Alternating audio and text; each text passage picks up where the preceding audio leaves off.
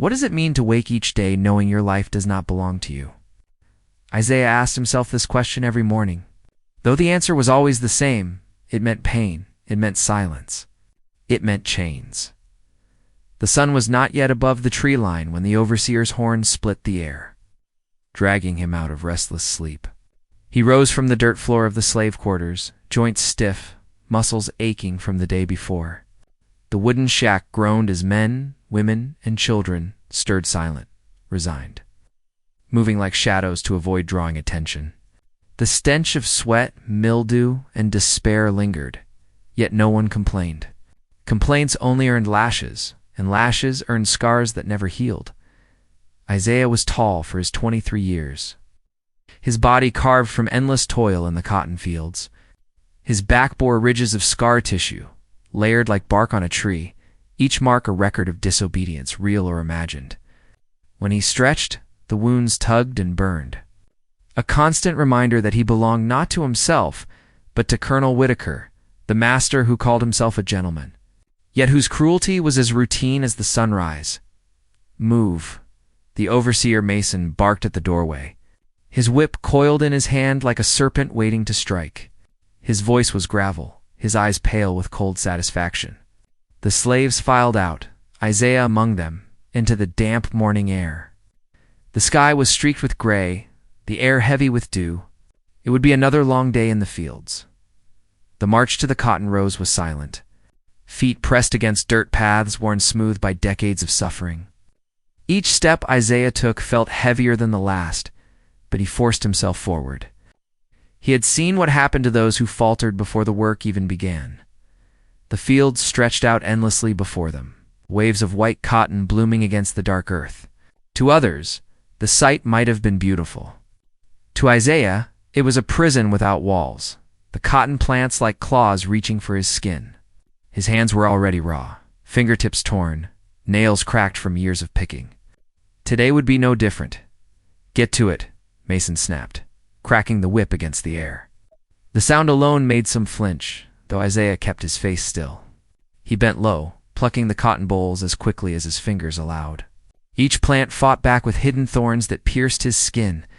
The basket strapped to his back grew heavier with every handful, yet never seemed full enough. Hours dragged on. The sun climbed high, burning down without mercy. Sweat soaked Isaiah's shirt until it clung to him like a second skin. His throat ached with thirst, but the water barrel was guarded, and breaks were rare. The overseer's gaze moved over them like a vulture circling prey, waiting for weakness. At one point, a boy no older than 12 stumbled, dropping his basket. Mason descended on him instantly, whip flashing across the boy's back. The child screamed, his small frame twisting under the blows. Isaiah turned his eyes back to the cotton, jaw tight, heart heavy. He wanted to reach out to shield the boy, but he knew better. Intervention only meant 2 broken bodies instead of 1, as the day stretched into evening. Isaiah's thoughts drifted not to freedom, for that was a dream too fragile to hold, but to the faint memory of his mother's voice. She used to hum lullabies at night, her hand stroking his hair as he lay on her lap. The song was soft, full of a tenderness he could barely remember. She had been sold when he was 8 years old, her face carried away into the darkness of another man's plantation. He wondered if she was still alive, if she still sang. The thought steadied him, gave him the strength to keep his hands moving, even when every muscle screamed to stop. The sun finally bled into the horizon, turning the sky into streaks of red. The slaves were ordered to return to the quarters, baskets weighed to ensure no ounce of cotton had been missed. Isaiah's back ached, his fingers bled, but he carried himself upright. Mason's eyes lingered on him, searching for defiance. But Isaiah kept his gaze low. Back in the quarters, Isaiah collapsed onto the dirt floor. Around him, others whispered prayers, hummed hymns, or sat in silence too deep for words. He closed his eyes, letting exhaustion pull him under. But the question returned again, heavy as chains. What does it mean to wake each day knowing your life does not belong to you? Isaiah did not yet have the answer, but somewhere deep within, buried under scars and silence, he felt the faint stirrings of something the whip could not touch. **. The sun had barely risen when Isaiah heard the whip crack through the air. a sound so sharp it seemed to split the morning sky. The overseer, Mason, stood in the center of the yard, coiled leather in hand, striking the dirt as if daring someone to defy him. His pale face was twisted in satisfaction. His lips curled into a smirk that sent dread through the line of weary slaves. Mason was no ordinary overseer. Cruelty was not just his duty, it was his pleasure. He thrived on fear, on the way shoulders stiffened when he passed, on the way voices fell silent when his shadow appeared. For Mason, breaking spirits was as important as harvesting cotton. "Sing while you work today," he barked as they marched toward the fields. His voice carried a mockery that made Isaiah's stomach tighten. "Let the colonel hear how cheerful his property is. Ain't that right?" A nervous murmur rippled through the group. Some forced their throats to produce shaky notes of a hymn. Others hummed softly, their voices trembling like the wind through dead trees. Isaiah kept his mouth shut at first, his lips pressed tight. But Mason's eyes caught him. "You," Mason growled, pointing the whip directly at Isaiah. "You think you're too proud to sing?" Isaiah's chest constricted. His pride screamed at him to resist, but the sting of past lashings whispered caution. He parted his lips, forcing out a hoarse melody that scraped his throat raw. The words meant nothing, there was no joy in them, but Mason smiled as though he had won some invisible battle. Hours passed with the mockery of forced song echoing across the fields. Isaiah's basket grew heavy, his body weary, but he kept his movements steady. He remembered Samuel's warning from the night before. They can break your body, but don't let them steal your soul. The words had lodged deep inside him, like a shield against despair, yet even Samuel's wisdom could not protect Isaiah when exhaustion betrayed him. By midday, the sun scorched the fields like fire, and Isaiah's legs buckled beneath him. His knees struck the ground, his breath tearing from his chest. Cotton spilled from his basket, scattering into the dirt. The world seemed to pause for a heartbeat. Then Mason's boots crunched toward him. "Get up," the overseer snarled. Isaiah tried, pushing against the soil with trembling arms, but his body refused. The whip cracked across his back before he could rise. Pain seared through him, white-hot, stealing his breath. He gritted his teeth, refusing to cry out. Another strike followed, and another. Each one tore open old wounds, burning through scar tissue until blood seeped into his shirt. The other slaves bent their heads, pretending not to see. To look was dangerous. To intervene was fatal.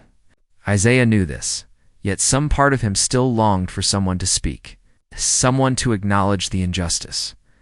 "On your feet, boy," Mason shouted, raising the whip again. Isaiah forced himself upright, swaying, his vision blurred with sweat and pain. He did not speak, did not plead. His silence was the only weapon he had left. When Mason finally turned away, Isaiah's body throbbed with fire, but his spirit, though battered, remained unbroken. He glanced toward Samuel, who worked a few rows over. Their eyes met for a brief moment. Samuel gave the smallest nod, a gesture of solidarity that no whip could erase. That night, back in the quarters, Samuel approached him. His weathered hands carried a rag soaked in cool water, which he pressed gently to Isaiah's bleeding back. Isaiah flinched but did not pull away. "You held yourself strong today," Samuel murmured, his voice low so no one else could hear. "Don't let him think he's taken your dignity. Pain fades. Spirit lasts." Isaiah swallowed hard, his throat thick with unspoken words. He wanted to believe Samuel, wanted to trust that his soul was still intact. But the burning cuts across his back told another story, one written in blood and flesh. Still, as he lay down on the hard dirt, Isaiah held on to Samuel's words like a lifeline. He closed his eyes, whispering to himself in the silence of his mind, "They can't have my soul. They can't." For now, survival meant silence. But Isaiah felt something stirring within him, a quiet rebellion taking root in the soil of his suffering.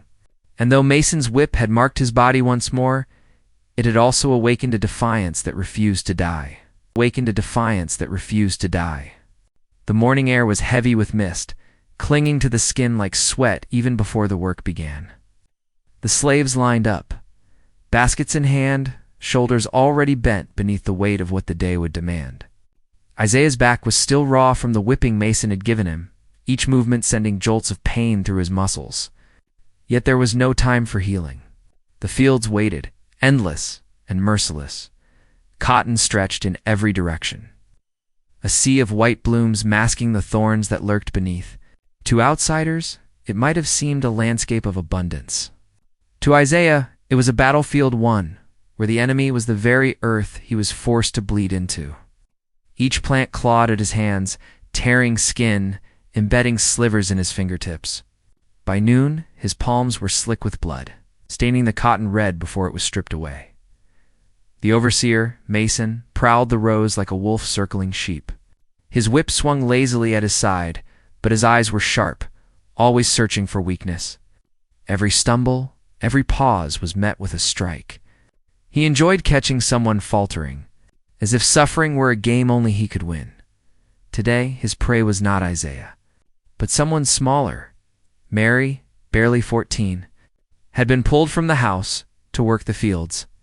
Her thin arms trembled as she reached for the plants, her basket hardly filling at all. She had never worked under the open sun before, and it showed. Sweat poured down her face, streaking the dirt across her cheeks. When her hands slowed, Mason noticed. "You think you can slack off out here, girl?" Mason's voice thundered across the rows. He strode toward her whip, already uncoiling. Mary froze, eyes wide with terror, her small frame shrinking beneath his shadow. Isaiah's stomach clenched. He wanted to look away, but his body betrayed him, forcing him to watch. The first lash tore across Mary's back, her scream slicing through the humid air. The second came before the echo of the first had even faded. She crumpled to the dirt, hands clawing at the soil as if she could bury herself from the pain. The other slaves bent lower to their work, silent, desperate to appear invisible. Isaiah's hands shook, cotton tumbling from his grip. He could feel his rage rising like a storm, every fiber of his being screaming to intervene. But Samuel's words burned in his mind. Reckless anger will get you killed. Your death won't save her. So Isaiah stood frozen, forced to endure the cruelty in silence. Mason struck Mary again and again, until her small cries broke into hoarse sobs. Then, satisfied, he ordered her back to her feet. She stumbled, barely able to stand, but she picked up her basket with trembling hands. Mason's smirk widened. "That's more like it," he said before turning back to his patrol. Isaiah felt something inside him splinter. Watching Mary, her face streaked with tears and dirt, he felt the weight of his own helplessness pressing down like a stone. His scars burned in memory of every lash he had endured. And now her body bore the same legacy. The rest of the day dragged on, filled with the rustle of cotton and the muted sobs of a child forced to work through her pain. Isaiah moved like a machine, his body numb, his soul restless. He prayed for strength, but the silence from above felt like mockery. That night, in the quarters, Mary lay curled in the corner, her back torn and bleeding. A few of the older women tried to comfort her, humming a hymn so soft it was barely more than a breath. Isaiah sat in the shadows, fists clenched. Staring at the dirt, he asked himself the question that had haunted him for years. Where was God in this place? Did he turn his eyes away from the fields? Did he not hear the screams, see the blood, feel the broken bones of his children? Samuel, sitting beside him, seemed to read his thoughts. Sometimes, the old man whispered, the Lord's silence ain't the same as his absence. Sometimes he waits to see what a man will do when his heart is broken. Isaiah looked at Mary, her small body trembling with pain, and felt his chest ache with both despair and fury. He didn't know if God was listening. He didn't know if freedom was real, but he knew one thing with certainty. Every lash, every scar, every drop of blood spilled in the fields was carving, something deeper inside him, something that would not be silenced forever. Asterisk night fell heavy on the quarters, wrapping the shacks in shadows. The air was thick with heat, sweat, and the low hum of whispered prayers. Isaiah sat against the wall, his back still aching from Mason's lash, his eyes fixed on the flicker of a dying candle stub. Around him, the others moved quietly into scraps, tending to wounds, rocking children to sleep. The quarters were not a home, only a holding place between labor and exhaustion. But in the quiet, memories stirred. Isaiah closed his eyes, and his mind drifted backward to a time before the scars, before the endless rows of cotton. He was only 5 years old when he last saw his father, a tall man with a booming laugh and strong hands. His father had carried Isaiah on his shoulders after long days, pointing at the stars. One day he had said, "You'll know them by name." One night, men on horses came. There was shouting, the sound of chains, and his father was dragged away. Isaiah remembered running into the darkness, his small hands reaching, but his mother pulled him back, whispering, "Stay quiet, stay alive." The last thing Isaiah saw was his father's face, turned once over his shoulder. Eyes filled with something Isaiah could not name as a child: fear, sorrow, and love, all bound together. 3 years later, his mother was sold. Isaiah remembered clinging to her skirt, begging not to be left behind. Her hands trembled as she pried him off, pressing a kiss to his forehead. "Remember me?" she whispered, tears streaming down her cheeks as she was forced into the wagon. He screamed until his voice broke, until Mason's whip silenced him. He never saw her again. The memory weighed on him like iron, but it was also the only treasure he had left. He clung to her voice in his mind, the sound of her humming while she braided his hair, the warmth of her arms rocking him to sleep. Her lullabies had been his anchor, songs of sorrow laced with hope. Even now, he caught himself humming fragments of those tunes under his breath as he worked. Though he dared not let Mason hear, across the quarters, Samuel sat sharpening a broken piece of bone into a tool, his hands steady despite his age. Mary lay on her side, her back bandaged with rags. Her face was pale, but her lips moved faintly, humming a hymn so soft it seemed to come from another world. Isaiah listened, his chest tightening. Her voice was fragile, yet it carried a strength beyond her years. He leaned toward Samuel. "She still sings, even after what he did to her." Samuel nodded, his eyes tired but sharp. "It's all we got left. They can take our names, our kin, our bodies. But if we stop singing, if we stop remembering, then they've taken our souls." Isaiah let the words sink in. Remembering that was the one weapon slavery had not stripped from him. The past was his inheritance, stolen yet still alive within him. Later, as the candle burned out, Isaiah lay awake, staring at the ceiling. His thoughts drifted to his siblings, 2 younger brothers, sold before he could even memorize their faces. He wondered if they lived, if they remembered him, or if they too had been swallowed by the vast machinery of bondage. The not knowing gnawed at him, a wound deeper than any lash.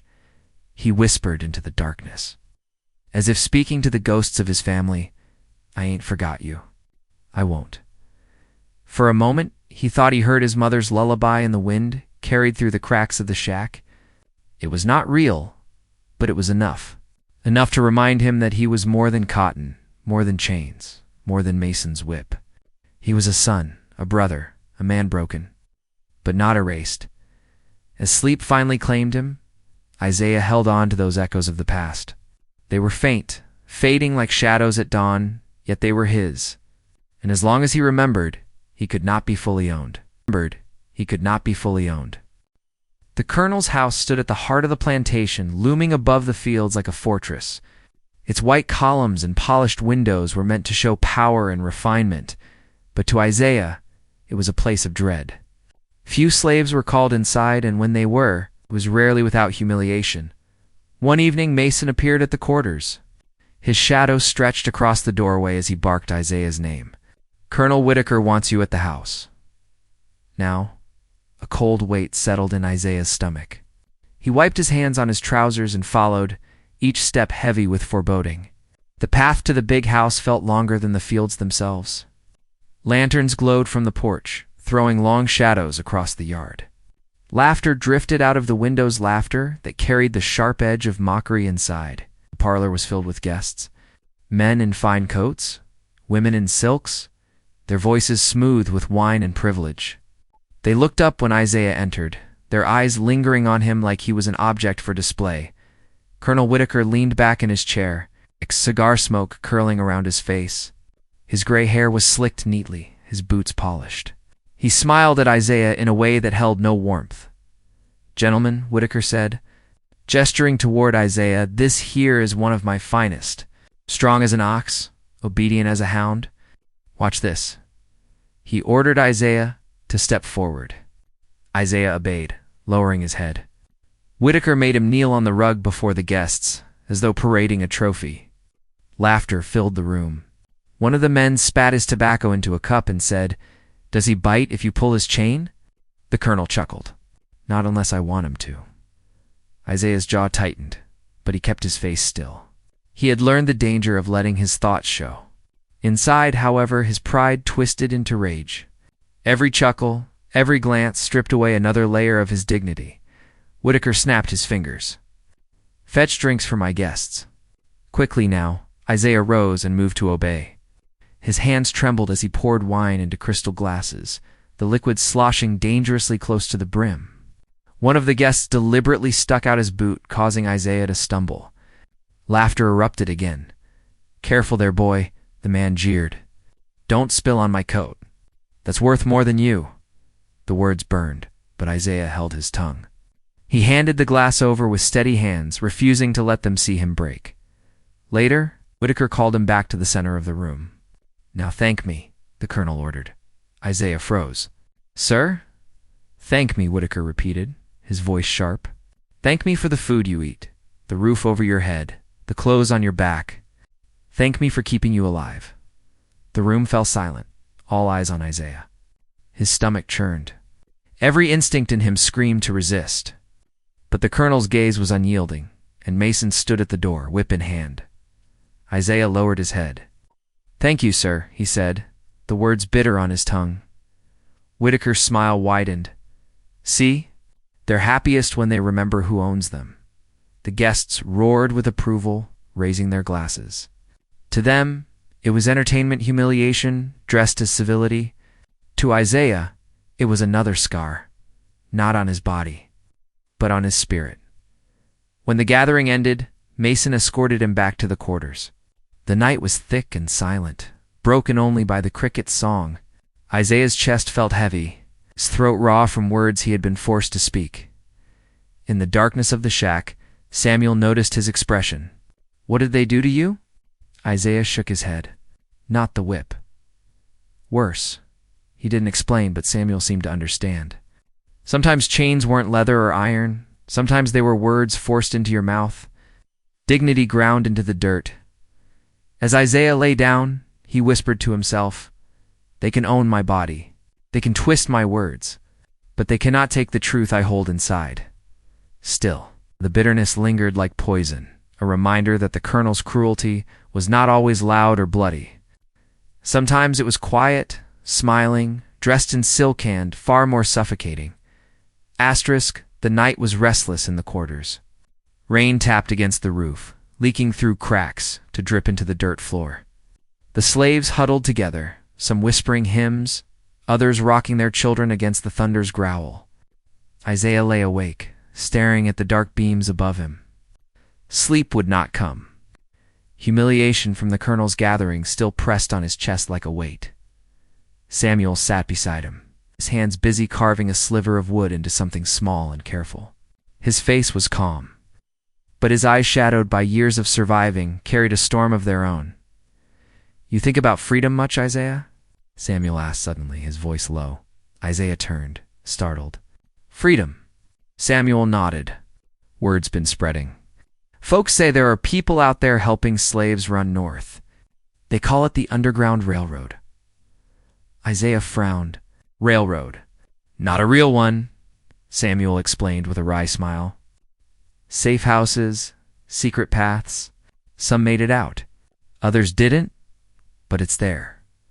Waiting." Isaiah's chest tightened.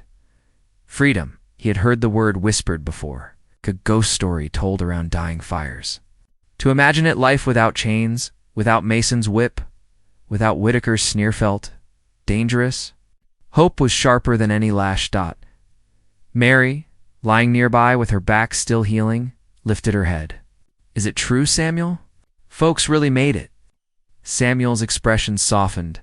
Some did, child. I knew a man once left in the dead of night. Never came back.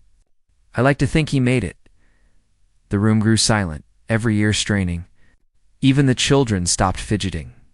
Escape was the one dream all of them carried but dared not speak aloud. It was as fragile as glass, and to break it in the open could mean death. Isaiah shifted uneasily. And what happens if you get caught? Samuel's jaw tightened. You know the answer. Whippings, chains. Some never walk again. Sometimes worse. The colonel don't forgive runaway property. Mary's voice trembled, but her eyes burned with something fierce. I'd rather die running than live in chains. Her words struck Isaiah like a spark in dry grass. He looked at her so young, so scarred, yet already choosing defiance.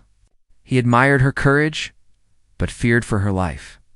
The thought of her being dragged back by Mason's hands made his stomach twist.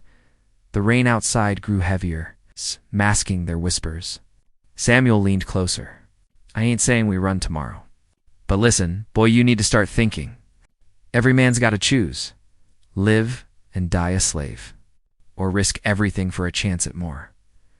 Isaiah wanted to believe him, but fear coiled inside. He thought of Mary's whipping, of his own scars, of his mother being dragged away. Escape was no path of salvation. It was a gamble with the odds weighed against them. And yet, something deep within stirred. The next morning, as the horn called them to the fields, Isaiah carried the whispers with him. Mason's whip cracked across the air, but Isaiah's mind was elsewhere. Each row of cotton became not just a prison, but a reminder of the possibility Samuel had planted. All day, the idea gnawed at him. Could he run? Could he slip into the dark and follow the rumors of the railroad? And if he did, what would happen to those left behind? Colonel Whitaker's punishments always stretched beyond the guilty. One man's escape meant many lashes for the others. Could he bear knowing his friends suffered for his freedom? That night, Mary caught his gaze. Her voice was soft, almost a whisper. If I had wings, I'd fly. But since I don't, I'll run. Isaiah said nothing, but her words dug deep. He lay awake long after the others slept, listening to the rain ease into silence. Freedom was no longer just a word. It was a fire smoldering inside him, threatening to grow. For the first time, Isaiah let himself imagine it, the feel of open air without chains. The sound of his mother's lullaby, not as memory, but as promise. The possibility of dying as a free man, rather than living as a slave. And though fear still gripped him, another truth began to take root, one Samuel had planted with whispers, and Mary had watered with defiance, hope. And Mary had watered with defiance, hope. The summer night was thick with heat, pressing down like a suffocating hand. Crickets hummed in the grass, and fireflies flickered against the dark horizon. The quarters lay still, most of the slaves collapsed into exhausted sleep, but Isaiah sat awake, listening. Something in the air felt different. Charged like the silence before a storm, Mary was missing from her corner. Isaiah's chest tightened. He rose quietly, slipping outside into the shadows. The moon hung low, silvering the fields. There, near the edge of the trees, he saw her small and swift, her figure crouched low as she crept beyond the fences. His heart lurched. "Mary?" he hissed, his voice barely a whisper. She froze, turned, her eyes wide with fear and determination. "I can't stay, Isaiah," she whispered back. "I won't." He wanted to drag her back, to keep her safe from Mason's wrath, but her face stopped him. There was no child in her expression, any more only a burning will. She had already chosen. Before Isaiah could speak again, the sharp crack of a branch echoed through the night. Mason emerged from the shadows, whip in hand, a cruel grin stretched across his face. "Thought you could run, did you, girl?" Mary bolted, but Mason was faster. His whip lashed out, catching her leg, sending her sprawling into the dirt. She screamed, the sound splitting the night. The quarters stirred faces pressed against cracks in the walls, eyes wide with dread. Isaiah's fists clenched. His body surged forward on instinct, but Samuel's hand clamped around his arm from behind, holding him back. "Don't," the old man whispered fiercely. He'll kill you too. Isaiah's blood boiled as he watched Mason drag Mary by the arm, hauling her into the center of the yard. Her small body writhed, her cries filling the air. Mason's voice rang out like a trumpet of cruelty. This is what happens to those who think they're better than chains. The whip cracked once, twice, again. Each strike tore flesh from her back, her voice breaking into ragged sobs. The sound was unbearable, yet no one moved. To intervene meant death, and every soul there knew it. Isaiah felt something inside him snap. His heart pounded against his ribs, every instinct screaming to fight, to protect, to do anything but watch. But Samuel's grip was iron. His words burned. Don't die for nothing. The whipping went on until Mary no longer cried, only whimpered. Finally, Mason dropped her to the dirt, her body trembling, blood streaking her dress. He spat beside her. Try that again, and you won't live to regret it. With a final sneer, he strode off into the dark. Silence fell heavy, broken only by Mary's weak gasps. One by one, the slaves slipped back into the quarters, heads bowed, hearts heavy with guilt. No one dared tend to her until Mason's footsteps faded completely. Isaiah was the first to move. He knelt beside her, lifting her gently into his arms. Her skin burned beneath his touch, her breath shallow. Her eyes flickered open, glazed with pain. I tried, she whispered, her voice breaking. I wanted to see freedom, even if just for a night. Isaiah's throat tightened. He pressed his forehead to hers, fighting back tears. You're brave, Mary. Braver than any of us. Samuel joined them, helping Isaiah carry her back inside. The women rushed to clean her wounds, their hands trembling but determined. Mary winced with every touch, yet she did not cry out again. The fire in her eyes had not been extinguished, tit burned quieter now.